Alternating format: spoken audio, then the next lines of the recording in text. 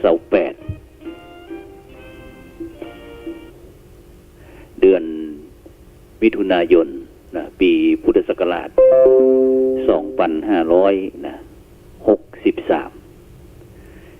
ซึ่งก็เป็นประจำทุกคืนวันเสาร์วันอาทิตย์เนาะก็จะ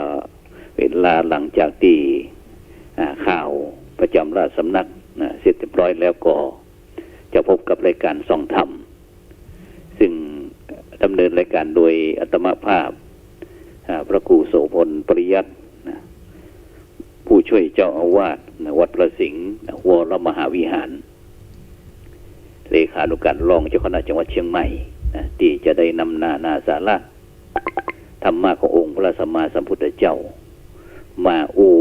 มาจ่ามาเอิ้นมากล่าวกับบรรดาท่านผู้ฟังทั้งหลายซึ่งก็ในค่ำคืนนี้ก็เช่นเดียวกันต้องกราบขอบพระคุณท่านอาจารย์พระครูสมุวิศวัตรวรกิจโยผู้อำนวยการสถานีพระอาจารย์สมัติที่พร้อมถึงคณะทีมงานที่คอยเป็นธุระเป็นภาระคอยติดตามผู้จัดเอง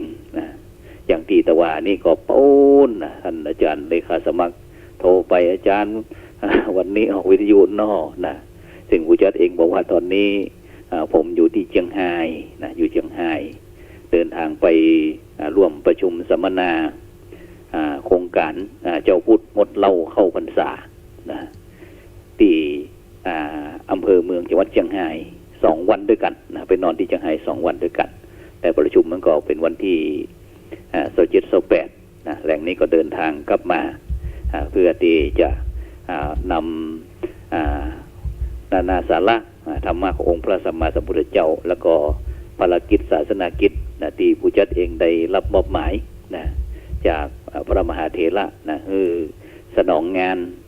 ในงานคณะสงฆ์ฝ่ายต่างๆพ่องฉะนั้นบรรดาท่านผู้ฟังทั้งหลายยังช่วงก่อนนี้ก็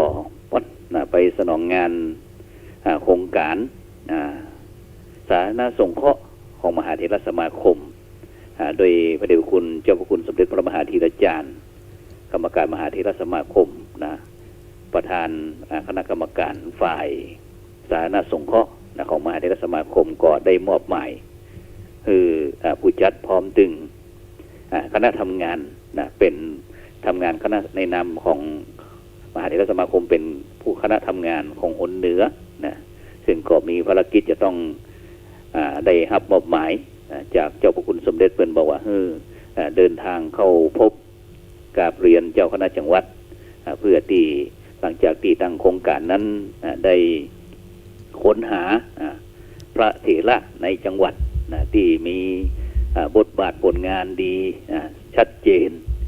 ในด้านสาธารณสงเคราะห์ของแต่ละจังหวัดนั้นให้คัดมา5 รูป5 รูปแล้วก็หลังจากที่เรียบร้อยแล้วก็มอบหมายคือเจ้าคณะจังหวัดช่วยเคาะให้เหลือ1 รูปหรือว่า1 วัดเพื่อที่จะมีส่งให้คณะกรรมการส่วนกลางได้คัดเกลาคณะเหลือภาคละ1 รูปภาคละ1 รูปซึ่งคณะสงฆ์เนี่ยเขาก็มีด้วยกัน4 ภาคก็คือภาค4ตั้งแต่นครสวรรค์พิจิตรแล้วก็เพชรบูรณ์ภาค4ภาค5ก็จะเป็นพิษณุโลกอุตรดิตถ์กำแพงเพชรตากแล้วก็สุโขทัยอุตรดิตถ์เนาะภาค6ก็จะเป็น5 จังหวัดภาคเหนือตอนบนก็มีตั้งแต่จังหวัดน่านจังหวัดแพร่ลำปางพะเยาแล้วก็เชียงรายส่วนภาค7นั้นก็จะเป็น3 จังหวัดด้วยกันก็คือเชียงใหม่ลำพูนแม่ฮ่องสอนซึ่งก็ปฏิบัติศาสนกิจที่ได้รับมอบหมายเป็นที่เรียบร้อยแล้วก็คืนนั้นก็ได้มีโอกาสตอนที่ไปเมืองน่านหลังจากที่ได้เข้ากราบท่านอาจารย์เจ้าคุณพระราชศาสนาภิบาล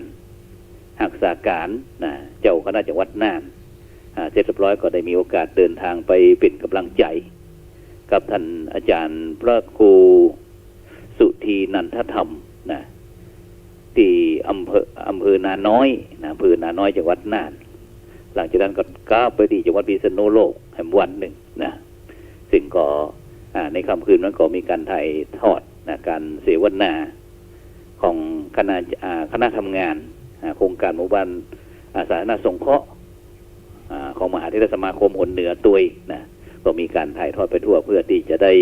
เป็นกำลังใจกับพระสงฆ์นักพัฒนานะซึ่งก็ได้อู้กันถึงเรื่องศาสนกิจบทบาทหน้าที่ของพระสงฆ์ในยุคปัจจุบันกันนะซึ่งก็ได้อู้จากันถึงแม้กระทั่งว่าบทบาทที่ทางมหาเถรสมาคมได้มอบหมายนะคือคณะสงฆ์ไทยในปฏิบัติก็มี6 ด้านนะ6 ด้านด้วยกันก็คือเรื่องการปกครองนะการเผยแผ่การสาธารณสงเคราะห์สาธารณูปการการศึกษาสงเคราะห์นะเนี่ยแล้วก็บวก1ก็เป็นพุทธมณฑลประจำจังหวัด แล้วก็ในปัจจุบันนี้เนื่องจากโลกของเราได้เปลี่ยนแปลงไปนักนะโดยเฉพาะเรื่องสถานการณ์อันโรคระบาดโควิด -19 หรือว่าโควิด19 19นะ2019เนี่ยนะได้ระบาดไปทั่วโลกนะประเทศไทยเขานั้นก็ได้รับผลกระทบนะเช่นเดียวกันซึ่งก็ในปัจจุบันนี้ก็เริ่มมีการค้นคว้าเรื่องวัคซีนในการที่จะรักษาโรคโควิดนะเป็นบอกว่าโรคโควิดมันเป็นเหมือนกับโรคอันเอดร่วมกับ โรคอย่างก็โรคซานะมันผสมผสานกันนะฉะนั้นถึงแม้โลกมนุษย์เขาจะมีการพัฒนาหมุนเวียนเปลี่ยนไปมีความก้าวหน้าจะได้กระตามบรรดาท่านผู้ฟังทั้งหลายนะซึ่งเชื้อโรคก็เช่นเดียวกันนะก็มีการพัฒนาสายพันธุ์เช่นเดียวกันฉะนั้นหลังจากที่จากจังหวัดพิษณุโลกเรียบร้อยก็นี่แหละก็กลับมาเรื่องดูแลโครงการเจ้าพุทธงดเหล้าเข้าพรรษาของคณะสงฆ์จังหวัดเชียงใหม่นะซึ่งตั้งภาคนะโครงการตั้งภาคก็คือ8 จังหวัดภาคเหนือเขาได้เปิดได้จัดประชุมนะที่จังหวัดเชียงรายนะซึ่งผู้เจ้าของโครงการนะเจ้าพุทธงดเหล้าเข้าพรรษางดเหล้าอีเนาะก็จะต้องไปร่วมประชุมเช่นเดียวกันนะฉะนั้นก็ได้ร่วมสัมมนาเสวนากันนะ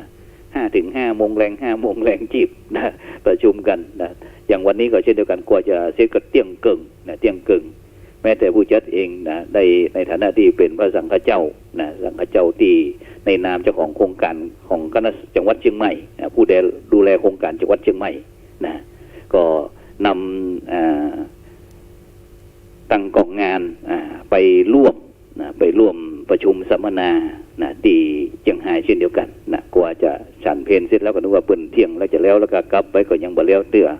จนต้องเข้าไปเที่ยงกึ่งนะเที่ยงกึ่งไปกล่าวขอบคุณอนุโมทนานะในนามในนามภาคนะในนามภาคเปิ่นนะเสร็จเรียบร้อยก็เดินทางกลับนั้นก็มาแวะซื้อเฮ็ดทอบ ในช่วงนี้เฮ็ดทอบนะเฮ็ดทอบนั้นก็ตั้งบ้านเฮาเชียงใหม่เฮานี่ก็ยังแปลงอยู่วันนี้ก็หันบอกว่า160 บาทนะ160 บาทแต่ก็เริ่มแก่เรียบร้อยแล้วนะบ่เหมือนที่ไปวันก่อนนะที่ไปจังหวัดแม่ฮ่องสอนนะไปเจอเฮ็ดทอบนะเจอเฮ็ดทอบนั้นปัดโทนะเพิ่นตั้งกลุ่มลายเฮ็ดทอบนี่นะซึ่งก็จะเล่าสู่กันฟังนะว่าโลกวิวัฒนาการมันเปลี่ยนแปลงไปนักนะอย่างที่อาตมาพร้อมถึงคณะทีมงานเดินทางผ่านตั้งแม่เสลียงนะขึ้นสู่เมลาหลวงนะไปถึงเมลาหลวงก็มีพ่อค้าแม่ขายเพิ่นมาดักรอคนขายเฮ็ดทอบคนเก็บเฮ็ดทอบเจ้าบ้านก็เก็บเฮ็ดทอบเสร็จแล้วก็ใครเก็บได้ก็ออกมาขายให้แม่ค้าจังกันตอนนั้นก็ประมาณลิตรละ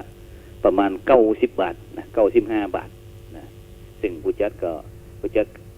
เองก็หันแล้วก็เฮ็ดทอบมันอยากจะฉันเหมือนกันนี่นะ ก็เลยเข้าไปสอบถามก็เลย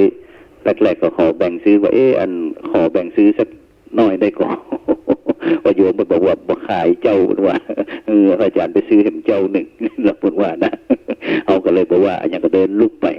ก็เลยเดินทางต่อไปที่อันวัดเมลาหลวงอำเภอเมลาน้อยไปเจอสหธรรมท่าน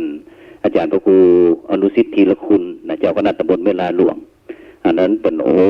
เป็นเปิดลายกลุ่ม ลายกลุ่มเฮดท็อปลายกลุ่มเฮดท็อปแล้วก็อันคือเจ้าบ้านมาพบเพื่อเป็นสื่อกลางที่บริเวณหน้าวัดเป็นสื่อกลางคือคณะสัตยาติโยมได้นำเฮดท็อปมาขายคือปกาลิตรละ75 บาท75 บาทก็เลยวันนั้นก็เลยจุ้ยเมาไปประมาณ 2-3 กระสอบ เสียดายที่เขาต้องนอนค้างคืนนอนค้างคืนก็เลยเฮ็ดก็เลยมีกินสักน้อยหนึ่งตื้อสักน้อยหนึ่งแต่มาวันนี้ก็เดินทางก็มามาถึงที่แม่หวานบ้านแม่หวานเดี๋ยวแม่หวานหรือว่าฝั่งแฟนนี่แหละก็ตุกจากเชียงรายมาแรกก็นึกว่าจะมาบ่ได้แล้วก้านี่นะ มาบ่ได้แล้วก็เลยสุ่มมาทางรถก็สามารถที่ผ่านได้เพราะว่า2 วันก่อนนั้นก็ถนนสายอำเภอดอยสะเก็ดเชียงรายนั้นก็ขาดเนื่องจากตอนนี้ก็กำลังเร่งสร้างถนนอยู่แหมน้อยก็คงจะสบายนักยิ่งขึ้นเพราะว่าตั้งถึง4 เลน4 เลนฉะนั้นจะได้กระตามบรรดาท่านผู้ฟังทั้งหลายตะกี้นั้นได้อู้ถึงเรื่องวัคซีนวัคซีนที่ประเดี๋ยวนี้บางประเทศเป็นก็เริ่มผลิตได้ผลิตที่ขั้นรุนแรงหรือว่าขั้นเริ่มต้นซึ่งก็หลายประเทศแต่ก็เข็มหนึ่งประมาณสัก 2-3 ปัน2-3 ปันแต่จะได้กระตามบรรดาท่านผู้ฟังทั้งหลายนอกจากที่มนุษย์คนเฮานั้นจะสามารถเดินไปก้นของเชื้อโรคซึ่งมาในรูปแบบสารพัดสารเพสารพัดต่างๆแต่มนุษย์คนเฮาโลกนั้นก็บอกเคยที่จะขาดหายจากมนุษย์คนเฮาบอกว่าพระพุทธเจ้าบอกว่าร่างกายของมนุษย์คนเฮานี้สรรพสัตว์ต่างๆนี่เป็นแหล่งเพาะเชื้อโรคเพราะฉะนั้นเนี่ยบรรดาท่านผู้ฟังทั้งหลายวัคซีนที่เขาสามารถที่ตั้งโลกบนฉีดวัคซีนป้องกันนั่นป้องกันนี้ชีวิตจิตใจคนเฮาก็เช่นเดียวกันก็ต้องการที่จะต้องมีการฉีดวัคซีนทางจิตฉะนั้นการที่คนเฮาหลงโลภหลงโกรธหลงพิษแล้วก็หลงทำพิษก็เพราะว่าขาดวัคซีนทางจิตเพราะว่าบ่ได้ฉีดเชื้อหรือว่าภูมิคุ้มกันไว้ก่อนตั้งเป็นว่าถ้าสติมาปัญญาจะเกิดถ้าสติเตลิดก็จะเกิดปัญหาซึ่งมันมักหันพิษเป็นชอบโดยธรรมชาติจิตของมนุษย์คนเฮาเนี่ยมันบ่มีดีมันบ่มีเลวเปรียบเหมือนกับผ้าขาวบริสุทธิ์แต่ผ้าเศร้าต้องหมองต้องสกปรกนี่นะขุ่นมัวก็เพราะว่าผงตุลีละอองมันจับขี้ฝุ่นมันจับคนบ่ดีคนชั่วก็เพราะถูกความชั่วหรือว่ากิเลสมันมาจับจิตจับใจเพราะฉะนั้นเนี่ยบรรดาท่านผู้ฟังทั้งหลายการที่เขาจะท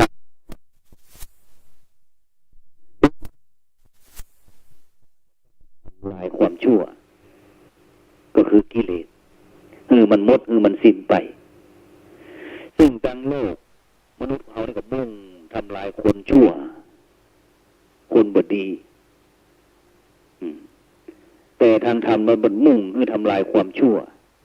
ก็คือการทำลายความเป็นศัตรูก็คือเรื่องความคิดบ่ได้มุ่งทำลายคนเป็นศัตรูตัวที่เป็นตัวเป็นตนเพราะฉะนั้นเนี่ยบรรดาท่านผู้ฟังทั้งหลายคนทั่วไปเนี่ยอย่างที่ในปัจจุบันนี่ข่าวในช่วงเป็นเดือนละเดือนก็กลัวมีแต่เรื่องน้องชมพู่ที่บรรดาทางเจ้าหน้าที่คอยที่จะค้นคว้าหาผู้ที่กระทำความผิดซึ่งในคดีนี้ก็มีเรื่องราวนักหนาป้าป้านมีถึงบุคคลหลายฝ่ายเข้ามาผสมปนเปกันสารพีสารพัดซึ่งเขาก็จะหันการประพฤติของคนเขาเนี่ยในสังคมบ้านเมืองเขาเนี่ยเบาไก่ในประเทศไทยเขาเนี่ยมันมีมาในรูปแบบต่างๆบรรดาท่านผู้ฟังทั้งหลายซึ่งมันก็บ่งบอกถึงสถานการณ์ในปัจจุบันนี้ว่าบ้านเมืองเขาเป็นจะใดประชาชนคนไทยเขาเป็นจะใดซึ่งสิ่งเหล่านี้ที่คนทั่วไปมักจะประพฤติ ปฏิบัติตัวเนี้ยมันจะเป็นกระจกสองหันโดยเฉพาะประเทศไทยเราเป็นเจ้าพุทธเป็นส่วนนักนะซึ่งคนทั่วไปก็มักจะพืชปฏิบัติธรรมแต่การแล้วก็ยังมีการประพฤติปฏิบัติธรรมในทางที่บ่ถูกบ่ต้องซึ่งพระพุทธเจ้าสอนให้มีหิริโอต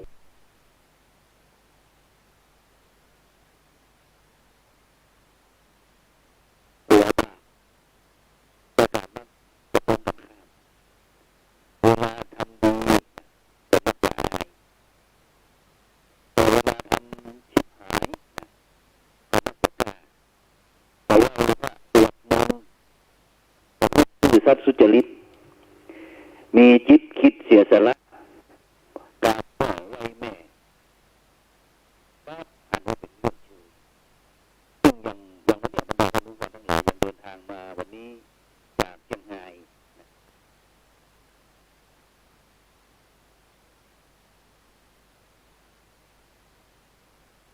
โยมพ่อโยมแม่ของสามเณรนะซึ่งมาบวชอยู่ภาคฤดูร้อนนะที่จะบวชเรียนต่อนะได้อยู่ที่อาคารพระธรรมสิทธาจารย์5 จันทร์เปิ่นหันก็สวัสดีเจ้าพระอาจารย์เขาก็เลยตักถ่ายไปเป็นจะได้พ้องจะดันสอบถามกันไปแล้วก็เลยสอบถามไปว่าเป็นจะได้พ้องลูกเนนเฮาตั้งแต่บวชภาคฤดูร้อนเดือนกว่าๆ2 เดือนเนี่ยตอนนี้กับป้าลูกเนนแล้วมีการเปลี่ยนแปลงจะได้พ้องนะเปิ่นก็คุยสาธยายให้ฟังนะสาธยายให้ฟังแล้วก็ก็เปิ่นว่าแรกๆนั้นก็ลูกเนนก็ง่อมเหงาสักหน่อยหนึ่งนะแต่ก่อนนั้นก็ว่าจะมีเพื่อนนะมีเพื่อนนั้นมาบวชเรียนตัวนะแต่พ่อเพื่อนนั้นเป็นพ่อน้าก็เลยบ่อยากจะให้ลูกบ่าวลูกเลี้ยงเนี่ยมาบวชเรียนนะเพราะว่าบวชแล้ว เพื่อนว่าเพื่อนสะท้อนให้ฟังนะเพื่อนบอกว่าบวชแล้วก็บ่ได้เป็นเจ้าคนนายคน ไปสมัครงานที่ไหนเพื่อนก็บ่ฮับอีกนะก็เลยเป็นเรื่องยาวเข้าไปก็เลยอู้กันปรึกษาหรือกันว่าวัดแต่ละวัดนี้ก็ถ้ามีมาตรฐานมีมาตรการในการบริหารจัดการของเพราะว่าลูกพระลูกเนรเขาสมัยนี้ต้องเข้าใจเรื่องบรรดาท่านผู้ฟังทั้งหลายนะถ้ามีคณะครูบาอาจารย์ที่คอยดูแลคอยสั่งคอยสอนนะละเด็กละอ่อนนี่ลูกเนรเขาที่บวชภาคร้อนต่างๆก็จะมีการเปลี่ยนแปลงแต่ตรงไหนที่เขาบ่ได้มีครูบาอาจารย์ที่อาจจะมีหลวงพ่อเจ้าอาวาสรูปเดียวกาอีกนะแล้วก็เอาไปบวชไว้ก็เหมือนกับปล่อยเสียเข้าป่าบรรดาท่านผู้ฟังทั้งหลายเพราะว่าละอ่อนนี่ในปัจจุบันนี้เขาต้องเข้าใจก่อนนะซึ่งถ้าท่านบรรดาท่านผู้ฟังก็เข้าใจว่าละอ่อนในปัจจุบันนี้เป็นเช่นใดนะเพราะฉะนั้นมันเหมือนสมัยก่อนนะเพราะสมัยก่อนนี่ก็จะมีขั้นตอนเรื่องการสแกนการคัดเลือกเป็นขั้นเป็นตอนตั้งแต่มอบตัวเป็นขโยมนะอยู่วัดอยู่ว่าเพียวพัดปัดกวาดนะดูแลครูบาอาจารย์จนว่าได้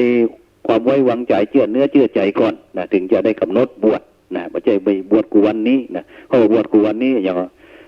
ปะอุ้ยอยู่กับปะอุ้ยก็นะพ่อแม่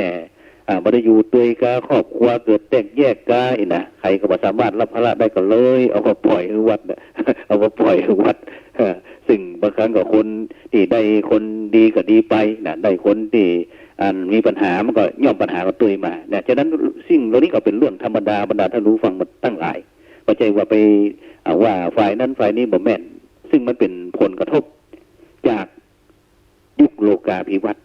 นะเพราะฉะนั้นเนี่ยบรรดาท่านรู้ฟังทั้งหลายนะซึ่งอย่างที่ได้อู้ตะกี้นะเรื่องการที่เวลาเขากินเหล้าเข้าบาร์นะทรยศโคตรโกงนะเอาเปรียบเปื่อนบ้านเปื่อนจองนะหรือว่ารังแกนะซึ่งกันและกันเอารัดเอาเปรียบนะอย่างในสังคมปัจจุบันนะมือยาวสาวเอาสาวนะที่เป็นว่านะก็ผ่านว่าเป็นเรื่องทันสมัยเป็นเรื่องได้เปรียบเป็นเรื่องที่น่ายกย่องแต่ยามที่ตนเองผิดพลาดก็พยายามปกพยายามปิดชอบอภัยตนเองจนกลายเป็นนิสัยนะเปิ่นบางครั้งก็บอกว่าไม่เป็นไรไม่เป็นไรนะเวลาเขาทำผิดเนี่ยบ่เป็นหยังนะเวลาตื่นควายก็บ่เป็นหยังเวลาหลงลืมบ่เป็นหยังนะซึ่งสิ่งเหล่านี้บรรดาท่านผู้ฟังทั้งหลาย ปกติเนี่ยคนเฮาเนี่ยนะมักจะมีความบอดในความผิดพลาดบกพร่องของตนเองแต่ก็มักจะมีความสว่างไสวในความผิดพลาดบกพร่องของคนอื่นแล้วก็นิยมที่จะเข้าข้างตนเองอยู่ตลอดเวลานะโทษคนอื่นมองหันเช่นภูเขานะใหญ่โตมโหฬารโทษของเฮามองหันเต่าเส้นขนน้อยเดียวบ่ได้ลมคนอื่นเหม็นเบื่อเฮาเหลือทน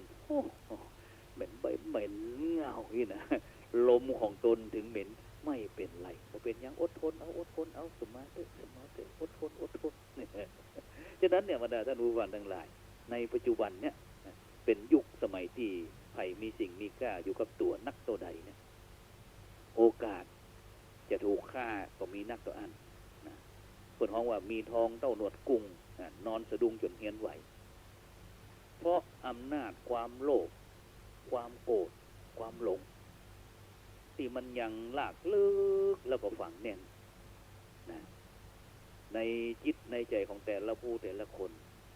เพราะฉะนั้นเนี่ยบรรดาท่านผู้ฟังทั้งหลายการจี้การปล้นการขโมยทรยศคดโกงนะการหลอกลวงกันนะยังหน้าหนาอีกนะยิ่งกว่ากระเบื้องห้าห่วงนะอย่างเอานั้นเอานี้นะโดยเฉพาะปู่อุ้ยแม่อุ้ยตามบ้านต้องบ้านรอบๆนอกของเขานี่นะ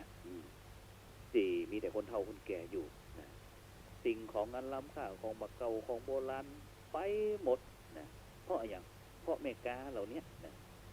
โดยความที่ซื่อใสบริสุทธิ์ของปู่อุ้ยแม่อุ้ยของเขาคนบ้านนอกของนาของเขาอีเตอร์โอนอก็มีไขมานี่ก็มันอยู่บ้านเฮาบ้านมันมีกะมีสินยังบ่เป็นยังเปิ่นไขได้ก็คือเปิ่นไปนะบางสิ่งบางอย่างแม้แต่ของล้ำค่าอย่าง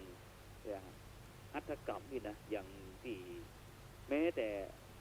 ภาชนะที่ใส่อาหาร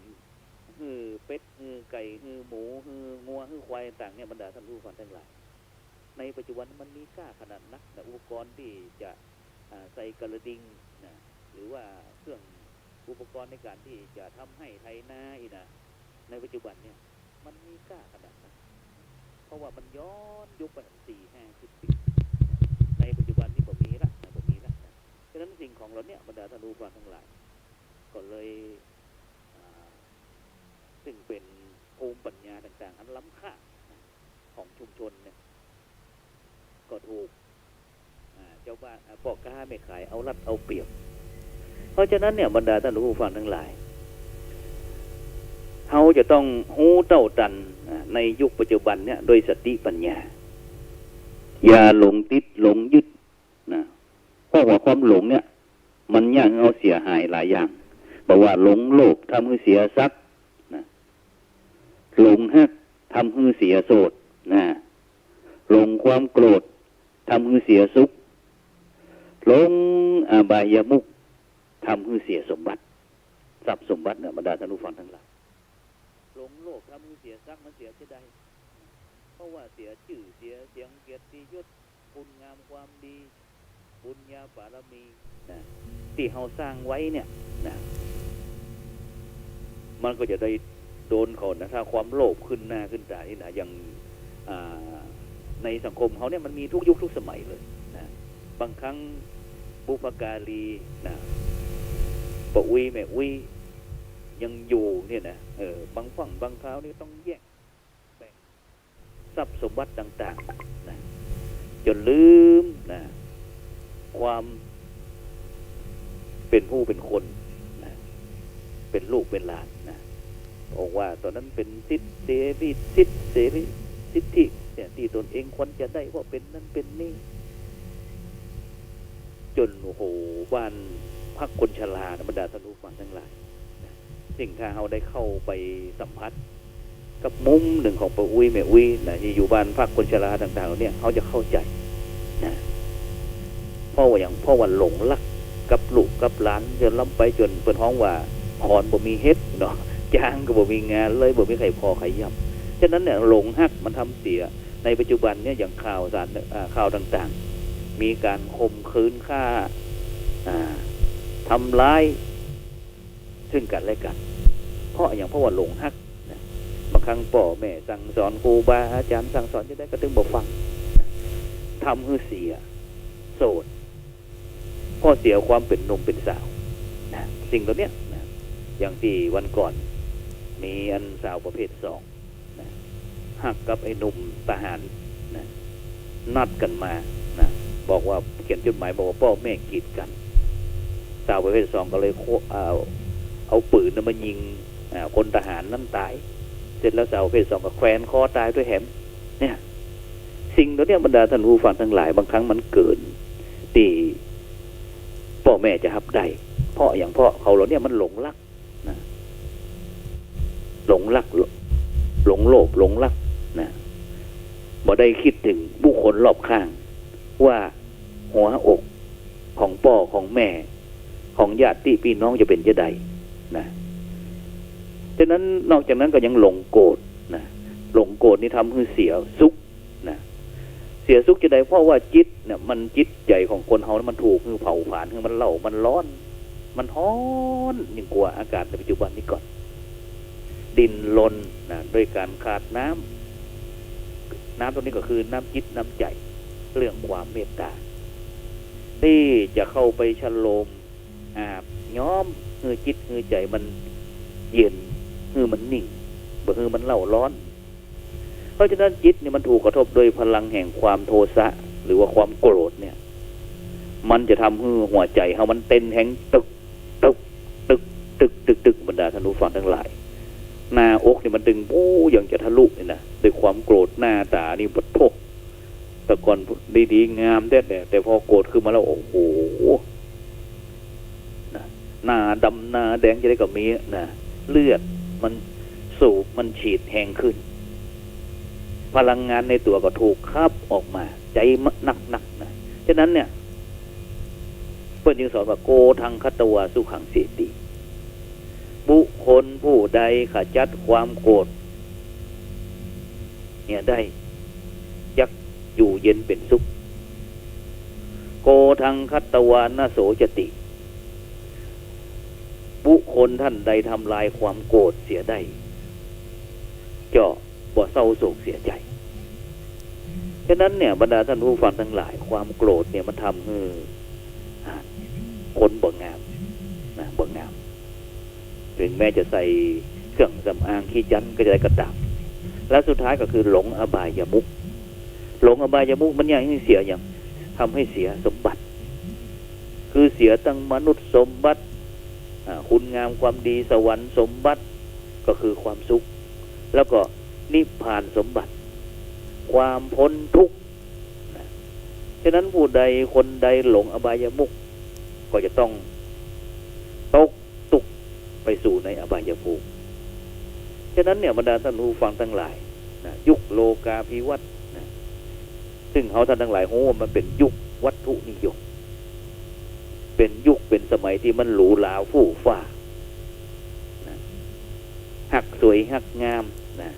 จึงมีการดิ้นรนไขว่คว้าแข่งแย่งแข่งขันเอารัดเอาเปรียบถือเขาที่ว่ามือเนี่ยไข่ยาวสาวได้สาวเอานะไปแสวงหาได้นักเป็นคนดีมีเกียรตินะอย่างในปัจจุบันเขาเนี่ยเป็นตัวอย่างที่ดีที่สุดเลยบรรดาท่านผู้ฟังทั้งหลายนะคนอยากจะรวยนักก็อยากจะดีนะคนอยากจะเป็นเศรษฐีนักกว่าเป็นสาธุชนคนธรรมดาเพราะว่าเนื่องในปัจจุบันเนี่ยคนดีมีศีลมีธรรมเนี่ยมักจะได้รับความลำบากถูกดูหมิ่นดูแคลนเหยียดหยามแต่คนมีเงินมีทองนี่มีอำนาจที่ประพฤติผิดศีลผิดธรรมนะล้วนเปิ่นไปทุกเรื่องเนี่ยกับได้รับการยกย่องซึ่งธรรมะเนี่ย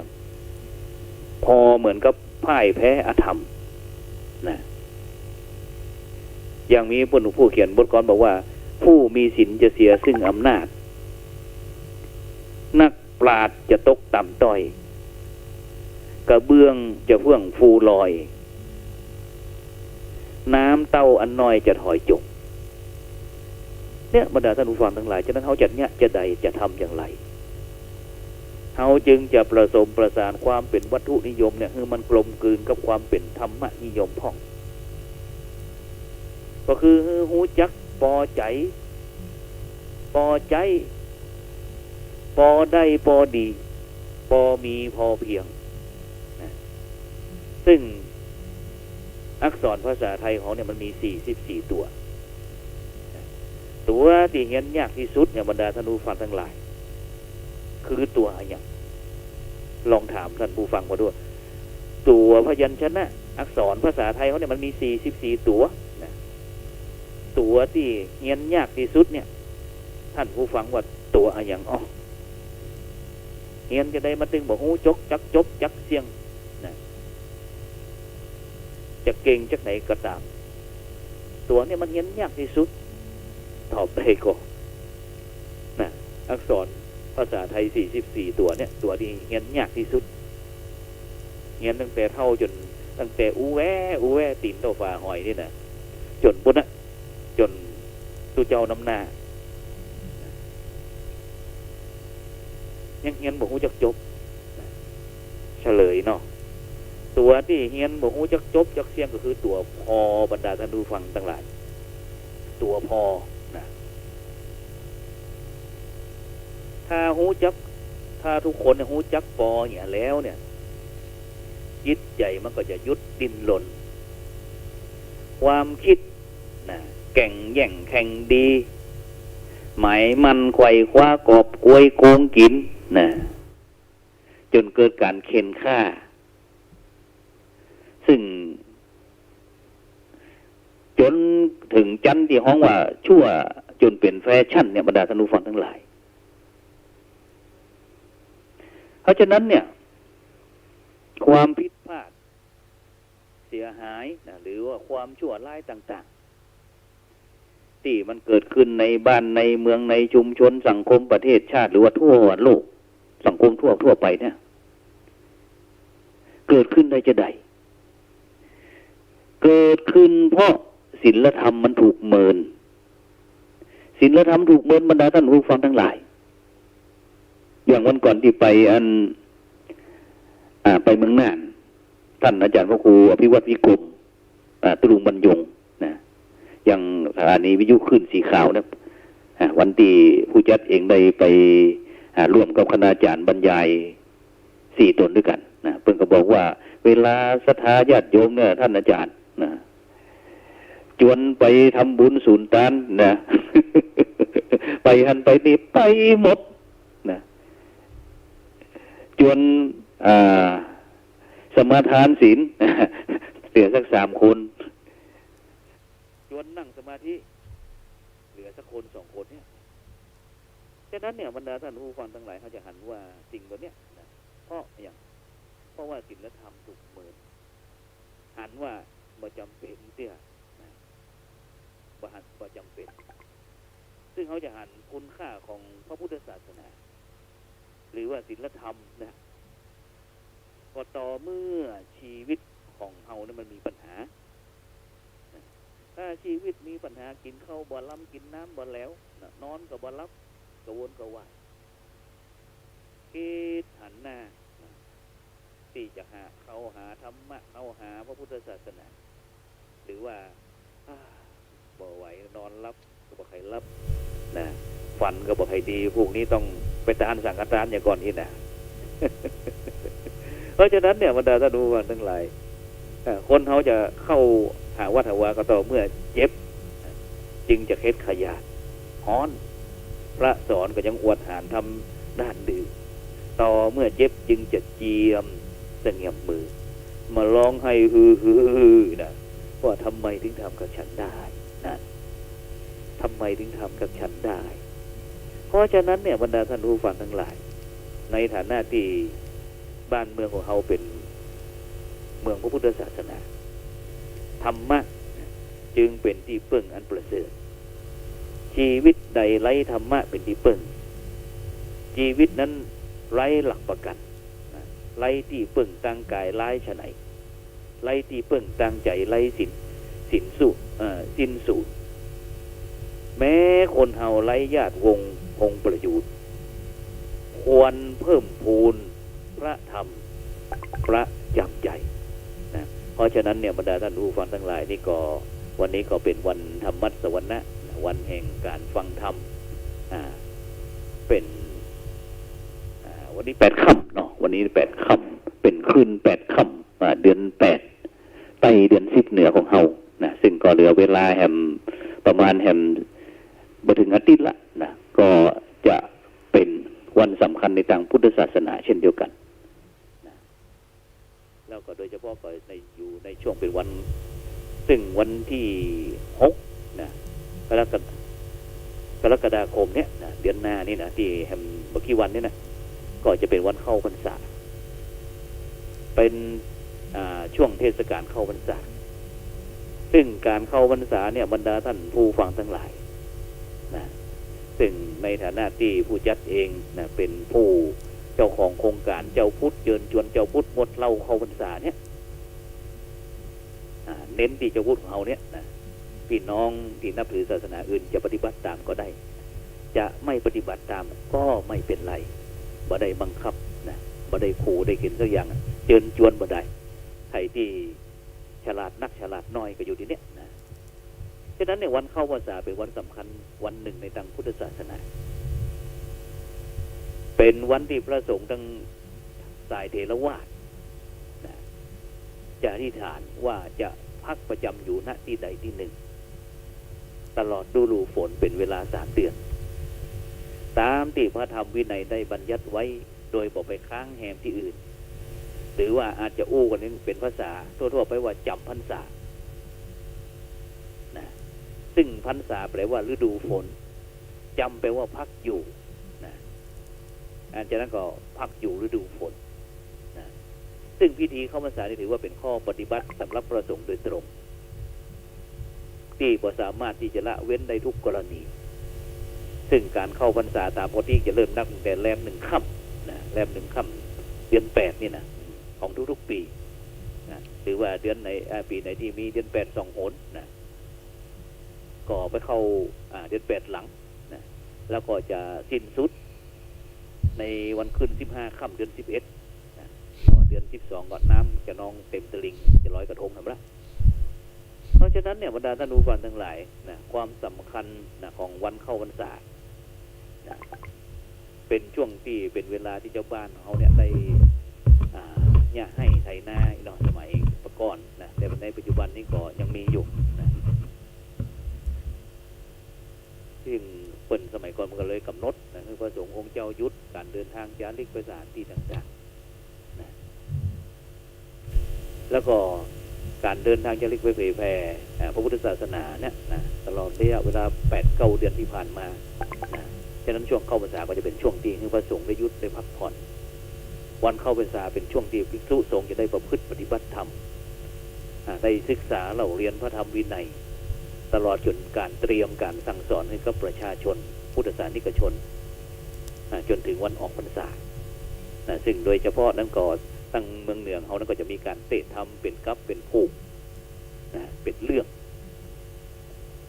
ซึ่งก็ปีนี้ก็เช่นเดียวกันนะที่วัดอินทปัญญารามเมืองแปะเขาก็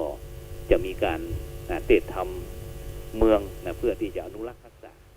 คือคนรุ่นหลังเนี่ยได้เรียนรู้แล้วก็ช่วยกันสืบต่อไปแล้วก็โดยเฉพาะนะกิจกรรมเข้าพรรษานี้ก็เลยอยากจะเชิญชวนบรรดาท่านผู้ฟังทั้งหลายนะพี่น้องเจ้าพุทธทุกท่านนะปากันงดเหล้าเข้าพรรษานะเพราะเป็นหน้าที่ของเจ้าพุทธของเฮาที่ยอมรับนับถือว่าพุทธศาสนาเป็นที่พึ่งตั้งอกตั้งใจก็คือพระรัตนตรัยมีพระพุทธพระธรรมพระสงฆ์นะเป็นที่พึ่งเหนี่ยวจิตใจนะซึ่งก็ถือว่าเป็นสิ่งที่ดีนะฉะนั้นก็เลยหลังจากที่ไปประชุมสัมมนามานะก็เลยถือโอกาสในค่ำคืนวันนี้นะมาประกาศเชิญชวนพี่น้องเจ้าพุทธนะได้งดเหล้าเข้าพรรษาตลอด3 เดือนนะเพื่อที่จะถวายเป็นพุทธบูชาธรรมบูชาสังฆบูชานะแล้วก็จะเป็นประโยชน์แก่ตนเองนะโดยเฉพาะถ้าผู้ที่เคยกินเคยดื่ม ตั้งแต่อดีตมาจนถึงปัจจุบันนี่ก็ลองมาพินิจพิจารณาดูนะว่าถ้าเราได้เก็บเงินเก็บทองเก็บสตังค์ไว้เอาไว้ใจสิ่งที่เป็นประโยชน์ว่าจะเป็นการส่งเสริมให้ลูกหลานได้ศึกษาเล่าเรียนนะบ่ต้องไปกู้ท่านยืมหนี้นะบ่ต้องไปกู้นอกระบบนะแล้วก็โดนถูกเขาตบเขาตีเมื่อบ่มีเงินส่งเพิ่นจะนี้เป็นต้นนะอย่างกรณีที่เมืองแปะมีการกู้ยืมเงินไปเฮียนแล้วก็บ่ได้ส่งนะจนตึง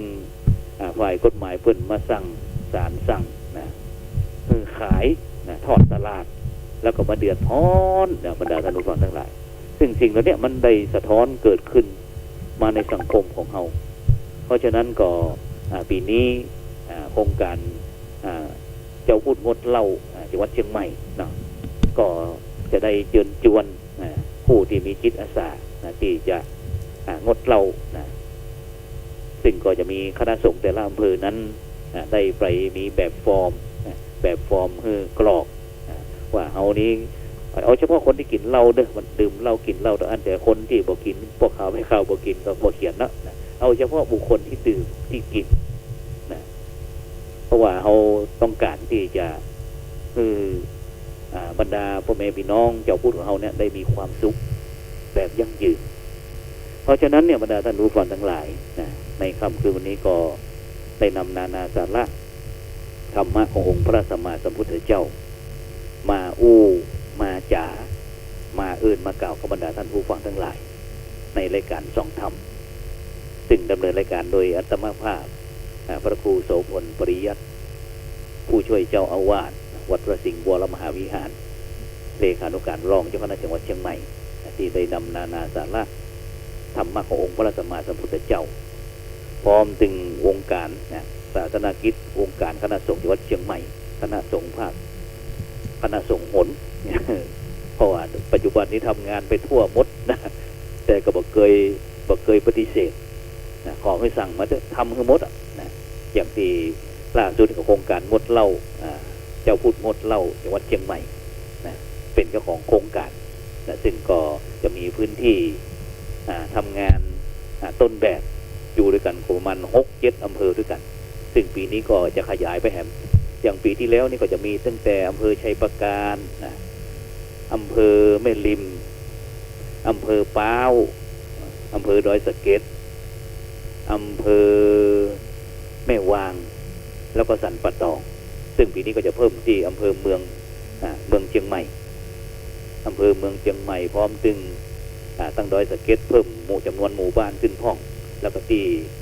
สันทรายพ่องซึ่งก็จะได้เข้าไปกราบเรียนหลวงพ่อเจ้าคณะอำเภอหลวงครูบาอาจารย์พระสงฆ์นักพัฒนาภายในท้องถิ่นต่อไปฉะนั้นก็3 เดือนมาได้บรรดาท่านผู้ฟังทั้งหลายนะว่าเขากินมาตลอดชีวิตป่านนี้แล้วนะลองงดสัก3 เดือนแล้วเขาก็จะหันการความเปลี่ยนแปลงว่าชีวิตของเขาเป็นจะได้เขาจะหันชัดเจนขึ้นนะฉะนั้นก็ในค่ำคืนนี้ก็เวลาหมดเวลานะเพราะว่าวันพรุ่งนี้ก็เจ้าก็ห้าทำงานหนึ่ง จากอันกรรมการสถานศึกษาได้แต่งตั้งนิมนต์ไปเป็นคณะกรรมการนั้นขั้นพื้นฐานที่โรงเรียนวัฒโนไทยพายัพซึ่งวันพรุ่งนี้ก็จะไปประชุมตั้งแต่9 โมงนะเพราะว่าเป็นสมัยที่2นะได้นำบรรดาลูกๆนักเรียนบอกว่าจะเป็นวัฒโนไทยพายัพหอพระมงฟอร์ดยุพราชอนุบาลเชียงใหม่พุทธิโสพลนี่นะโรงเรียนโกวิทธรรมลงพ่องนะแอมไลน์โรงเรียนหมื่นเงินกองพ่องนะโดยเฉพาะตะกี้นั่นก็ครูยา เปิดโทรศัพท์มาหาว่าพระอาจารย์ปีนี้โรงเรียนพุทธศาสนาวันอาทิตย์จะเปิดกอนะเราซื้อเพิ่นว่าเพิ่นอยากจะสอนนะอาจารย์สุรัตน์เล็กงามก็อยากจะสอนนี่นะก็บอกว่ารอโรงเรียนเปิดก่อนนะแล้วก็จะได้ไปประชาสัมพันธ์เชิญชวนให้นักเรียนใช้เวลาว่างให้เป็นประโยชน์เป็นการศึกษาสงเคราะห์บรรดาท่านผู้ฟังทั้งหลายแม้แต่ในทันตสถานหญิงเชียงใหม่ก็เช่นเดียวกันปีนี้ก็ต้องเข้าไปสอนธรรมะศึกษาเช่นเดียวกันนะไปสอนธรรมะถึงแม้จะมีในคุกในตารางจะมีประตูเล็กกัน 4-5 ชั้นนะคณะสงฆ์ของเรานะก็ยังเข้าไป โดย การนำของพระเดชคุณหลวงพ่อพระเทพปริยัติเจ้าคณะจังหวัดเชียงใหม่พระเดชคุณหลวงพ่อพระเทพสิงห์วราจารย์รองเจ้าคณะจังหวัดเชียงใหม่เจ้าอาวาสวัดพระสิงห์วรมหาวิหารพร้อมถึงคณะสงฆ์ของเขาเนี่ยพยายามที่จะเจ้าพุทธอยู่ที่ไหนเขาจะเข้าไปทุกที่แม้แต่ในคุกเขาก็จะเข้าไปฉะนั้นก็ในค่ำคืนวันนี้เวลาหมดเวลาจำเป็นที่จะต้องนำรายการจากบรรดา